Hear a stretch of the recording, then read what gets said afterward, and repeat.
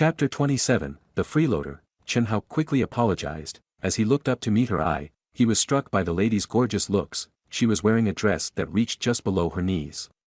She had a tall, slender body and long hair covering her shoulders. She looked roughly his own age, too. She's one of the prettiest women I've ever seen, Chen Hao thought. And I haven't seen that many of them, so that's saying something. Sorry.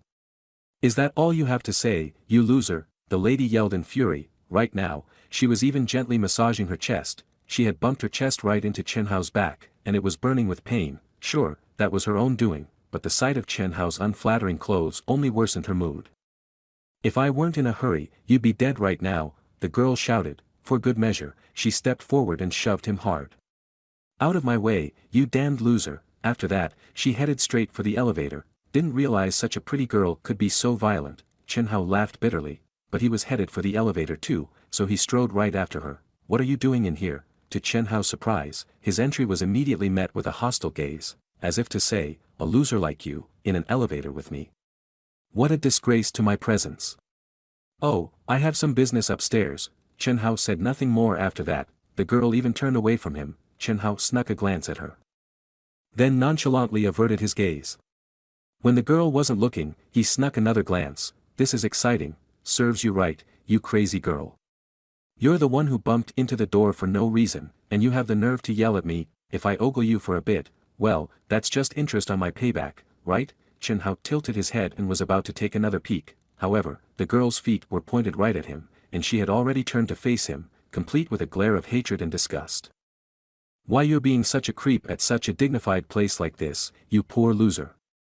How dare you ogle me? The girl was practically fuming, as if it wasn't enough that he's a loser, he's a disgusting creep too. I'm about to lose my mind. Who said I was ogling you?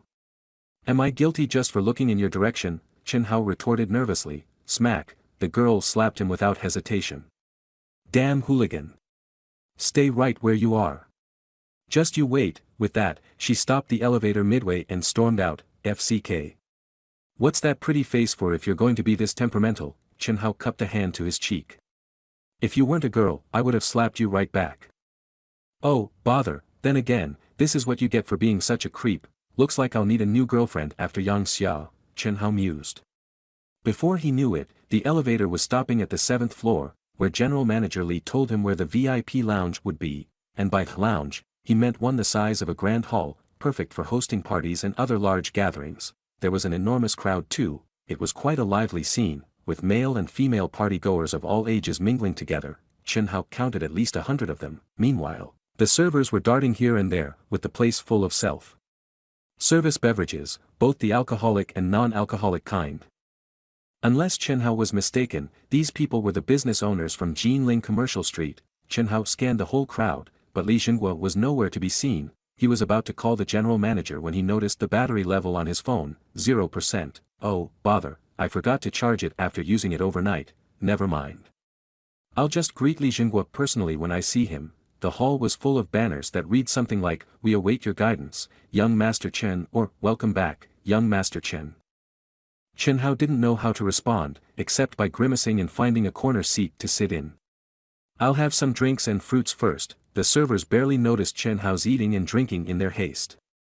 The heirs and heiresses of the Jinling Commercial Street bosses, however, did see him. Hey, look at that guy. He's been eating here for a while now. Does anybody know him?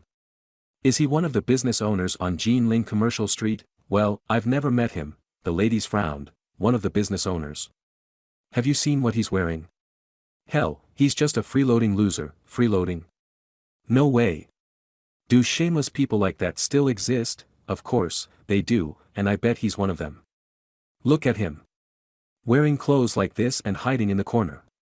That's right. The clique of successors gossiped away with condescending looks on their faces. Our commercial street's top dog, young Master Chen Hao, is coming here today. If this man disgraces him at the party, what would young Master Chen think of our parents, especially if we let a riffraff like him infiltrate the scene? Come on, let's go confront him. Call for security, if we must. A white shirt, charismatic air sneered. Look, Yi is here, the girl suddenly exclaimed, pointing to the entrance. Over here, Yi. She waved at Lin Yi. The boys practically lit up with her entrance. Lin Yi was wearing a knee-length dress and her long hair draped over her shoulders. perfectly gorgeous. She looked divine amongst the other girls, her long, slender thighs were especially irresistible. Even older men couldn't help but steal a glance or two. The boys were no better, their eyes were opened up so wide that they almost popped out of their sockets. Took you long enough. I thought we had promised to come together. Why the long face? The white shirt youth asked softly, his face full of concern. Humph. Don't get me started. I was downstairs just now when I bumped into this creepy loser. Bloody hell, first he touched me you know where, then he ogled me in the elevator.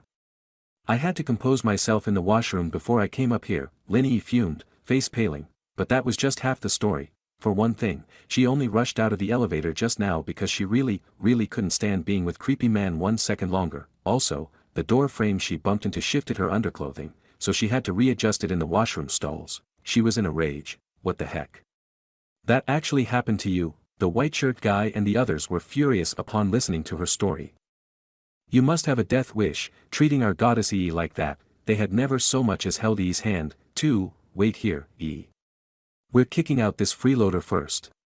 After that, it's straight to the CCTVs to find that bugger. The white shirt boy turned his gaze upon Chen Hao, who was in the middle of eating a fruit salad. Yeah, let's get this parasite out first, the beautiful girls chimed in agreement.